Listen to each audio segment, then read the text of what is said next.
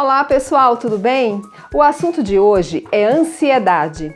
Eu fui lá na clínica Dermospa e conversei com o Dr. Tiago Mota. Ele é psiquiatra e vai explicar tudo sobre os transtornos da ansiedade e uma grande explanação sobre síndrome do pânico. Vamos ficar ligados no que o Dr. Tiago vai falar.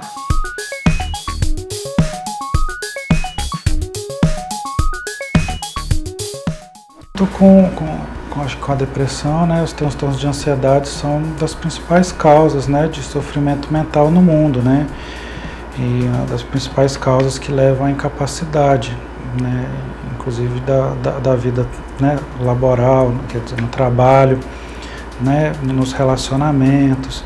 Então é uma questão muito importante de ser discutida e pensada, né.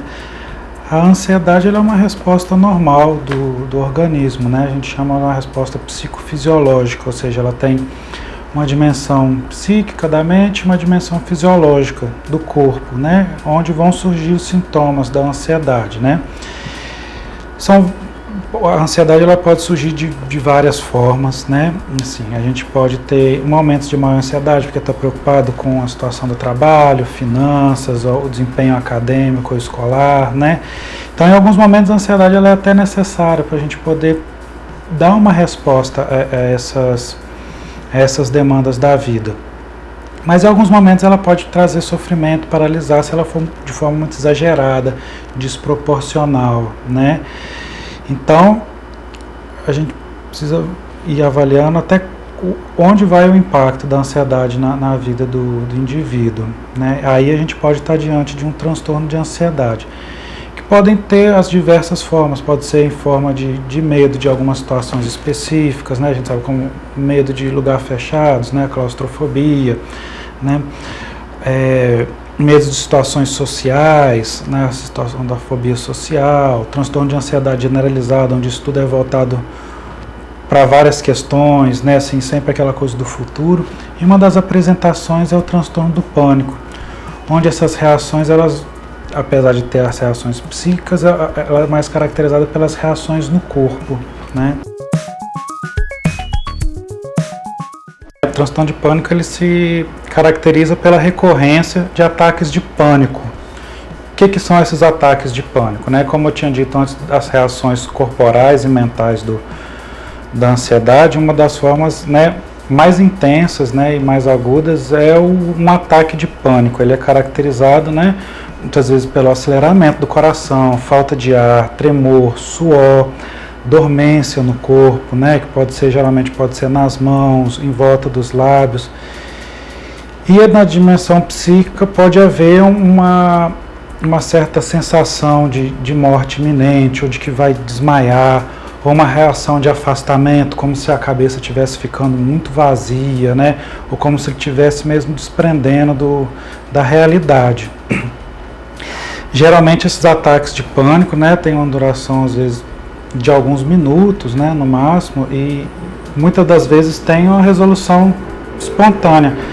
Mas a grande questão é que traz muito sofrimento, né? E aí a partir também do momento que isso começa a ocorrer frequentemente, a gente vê que tem alguma coisa que não está indo bem, né? Nem sempre a gente vai conseguir identificar qual a causa, né, o que está motivando esses ataques, apesar de que o ataque ele pode acontecer com pessoas, por exemplo, que têm medo de alguma situação, medo de algum animal, e quando está exposto ter essa reação, quando está em uma situação de estresse muito forte, né? E no ataque de pânico, muitas das vezes não existe essa coisa tão notada, né? Não consegue perceber. E aí é isso que traz maior sofrimento, né? A pessoa sabe que tem alguma coisa errada, mas não consegue entender. E aí é quando precisa realmente procurar ajuda, né? Os tratamentos de ansiedade, de uma forma geral, eles têm boa resposta, né, ao tratamento. Óbvio que vai depender de indivíduo para indivíduo, porque muitas das vezes as causas dessa ansiedade ela vem da própria história da pessoa, das situações em que foi vivendo, de traumas, né? Isso tudo precisa ser trabalhado, né? E o tratamento, a gente vai pensar muitas vezes um tripé, né? Assim, um deles é a medicação, né? Um tratamento psiquiátrico que nem sempre é necessário, mas na maioria das vezes pode ser uma opção. O pilar fundamental é a psicoterapia, né? Para a pessoa poder entender, tentar entender de onde vem essa ansiedade, de como manejar ela, né? Criar situações novas para poder enfrentar esse estresse. E a outra atividade física, né? A gente sabe que mente e corpo são coisas, não são separáveis, né? Elas são reflexo uma da outra. Então é muito importante. Tem outras abordagens, temos acupuntura, meditação, tudo isso acho que vem a somar ao tratamento, né?